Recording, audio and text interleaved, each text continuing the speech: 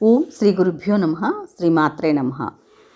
మన బయట ఉన్న శత్రువులు ఎలాంటి వ్యూహాలు పన్నుతున్నారు, ఎప్పుడు దాడి చేస్తారు అని నిరంతర ఆలోచనతో ఉంటాం.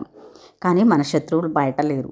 ఏమరపాటుతో ఉన్నప్పుడల్లా శత్రువు తొంగి చూసి మనల్ని దాడి చేస్తున్నాడు.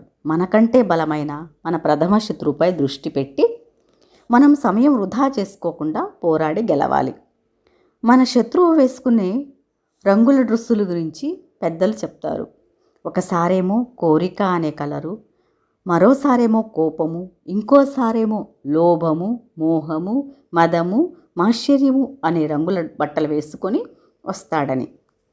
మనసుని అంతర్ముఖం చేసుకొని ఏ రంగు దుస్తులతో శత్రువు వచ్చాడో గమనించి జీవించి ఉన్నంత వరకు రకరకాల ఉపాయాలతో సేవ, జపము, ధ్యానము అనే ఆయుధాలు ఉపయోగించి శత్రువును ఆంచివేస్తూ ఉండాలి.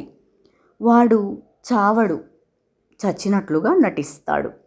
ఆ నటన ఒకరోజు, ఒక నెల, కొన్ని సంవత్సరాలైనా కూడా అవ్వవచ్చు. మనం మరీ ఎప్పుడు బలహీనపడినామని గుర్తిస్తే అప్పుడు మళ్ళీ మనతో పోరాడి గెలవటానికి ప్రయత్నిస్తాడు. ఇంకో బలమైన శత్రువు ఉన్నాడు. వాడు 2 రంగుల డ్రెస్సులను వేసుకుని వస్తాడు. ఆ రంగుల పేర్లు రాగము, ద్వేషము. రాగము అనే డ్రెస్సు వేసుకొని వచ్చి మనల్ని బంధిస్తాడు.